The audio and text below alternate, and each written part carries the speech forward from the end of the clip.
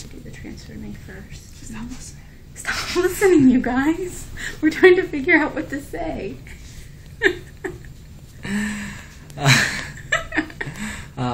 Yeah. Okay. Hold on. Okay, here we go. Come on.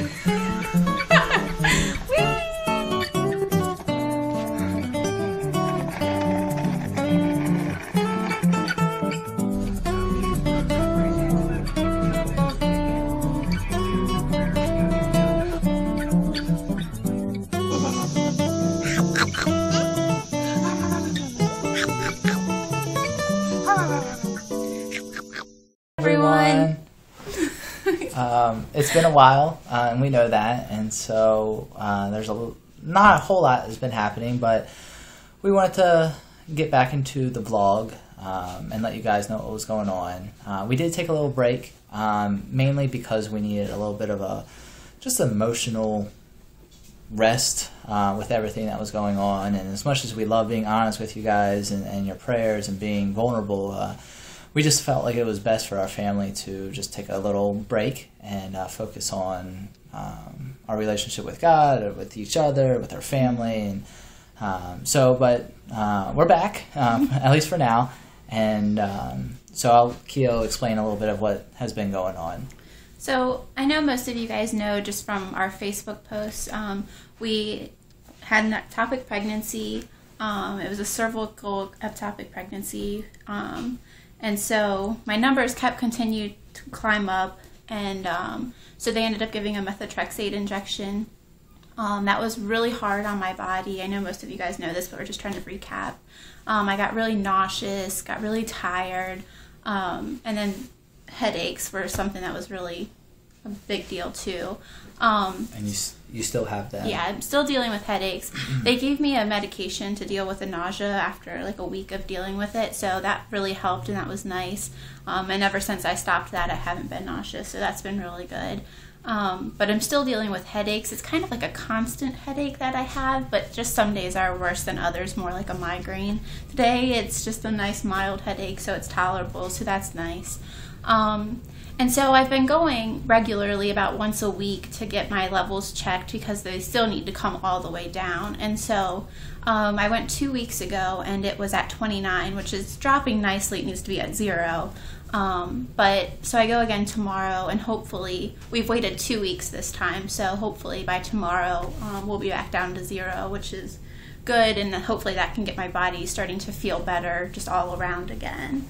So in that meantime that we've been just kind of away from the fertility treatments, away from any drugs really. I mean, we haven't hardly been on taking anything at all, and so that's just been really nice, except for the methotrexate, which stays in your system for a while. We've just been praying about, what the Lord would have next for us, and we've talked to you guys about we have some embryos still left over. And so we've just been praying about it, and we feel like we're going to go ahead and we're going to try another time. We talked with our doctor, and she recommends us doing 2. So we have 2 5-day embryos and 1 6-day embryo. And the 6-day isn't a bad embryo. It's still really good. It just took a little bit longer to get to the stage that they wanted it to, but it wasn't, I think it was like an 8-hour difference. It wasn't even a whole day. And so we're going to transfer one of the 5-day and one of the 6 days. Do you want to? We're going to do that on May 1st, so a little over a month. And so that's just something to be in prayer about. We know 2 people who have a birthday on May 1st. And May seems to be a really crazy month for our infertility journey. It was when we first May 13th was when... May 13th, 2011 was when we transferred our first set of embryos. And then May 13th, 2013 is when Judah was born. And so May just seems to be a reoccurring month of something neat happening that God's doing. So and then, like around the 13th this time, it might not be the exact day, but around the 13th this time is where we'll find out if we're pregnant again or not. So it's funny how this May every 2 years seems to be a big deal for us, fertility-wise. So just something to keep in prayer. Again, my arm's getting tired. I think what it feels a bit. So because we're doing another round of treatment, these are very expensive, and it's something that God has enabled us to do through just generosity of other people and just our blessing that He's given us.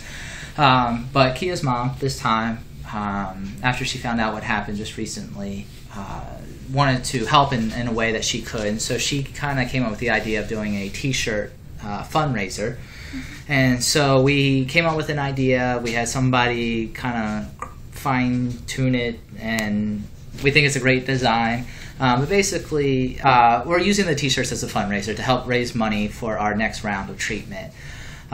So you'll see the link if you're watching on Facebook. It's in the comments, or we'll just put it with the post. We'll put it with the post, and then if you're watching on YouTube, it's in the description below. But even if you don't want to buy it, that's totally fine. I totally understand. But something that Kia's mom thought would be at least good is to maybe share it. There might be someone. We tried to. It's in the whole description, but basically we're struggling with infertility, and that's what's important. A big thing to us. But we know that other people struggle with numerous other things, and it's just about how Christ remains strong even though we're weak. And so maybe infertility isn't your thing, but maybe who knows what else, whatever God's taking you through. So it's just a way to get that name out there, but also to help raise some funds. So we're just throwing it out there and just see what God does with it. Yeah. So it's been really nice though. Our doctor, she did kind of give us a break with this one. We pay for everything out of pocket. Insurance doesn't cover anything. And so because of what happened last time, she decided to cut it in half by 50% for us. So that was such a huge blessing, but it's still a couple $1,000s to do it. And so that was just a really nice blessing amongst the storm of it all and everything that you have to go through. Any little bit like that does help. So we're hopefully be starting this in April. It'll be mid-April sometime, and then the transfer for sure will be on May 1st unless the Lord has something else planned. But we're already praying that the Lord would just go ahead of us, prepare the way for this, and that we would just be prepared for whatever the Lord has for us. But we're praying that we would get pregnant this time, that we would have a healthy pregnancy, that it would be in the uterus exactly how it should be, and we're praying for twins. We're transferring 2, and so that's what we're praying for, is that the Lord would bless us with both of those embryos. And so that's just what we've been praying for. And emotionally, we didn't talk about how we're doing emotionally. Yeah. Emotionally, I'll speak for myself. I'm a little tired. But it's good. I feel like I'm standing on a foundation built on Christ. I feel good as far as just overall, but there is that weariness that comes with going through all this and having a desire and knowing that it's not really in your hands. I would say through all of this, that's one of the lessons I'm learning, is just letting go. And I don't mean to be cliche, but kind of that letting go, letting God kind of deal, and just handing a lot of things over to God, and that's basically it. So that's a big thing emotionally and spiritually that I'm going through. Yeah, I know for me, I can definitely tell you guys have been praying for peace, and I've been praying for peace, and the Lord has blessed me with that. And it doesn't mean that I don't struggle, that I don't have moments of sadness or still grieving the loss, because I definitely do. But in those moments, I find myself just being able to come back to peace and reliance on the Lord, and just seeing His hand in it, seeing the way that He has encouraged us through it and given us the strength to just keep on persevering. And I know starting another process, it's difficult to do, because it's emotionally knowing that we could feel this way again in 2 months, and that's difficult. But also this is what we feel like the Lord is having us walk down this road right now, and so that's what we're going to do, and we'll just trust that He will provide for us whatever we need. I wasn't getting emotional. I had a little scratch.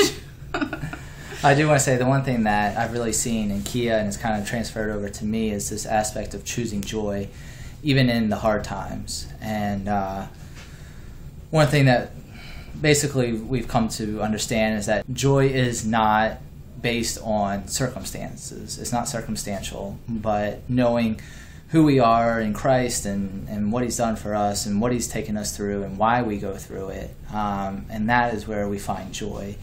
We also find joy in just your prayers and support and encouragement and some of the testimonies we've heard already through things that God's using through this.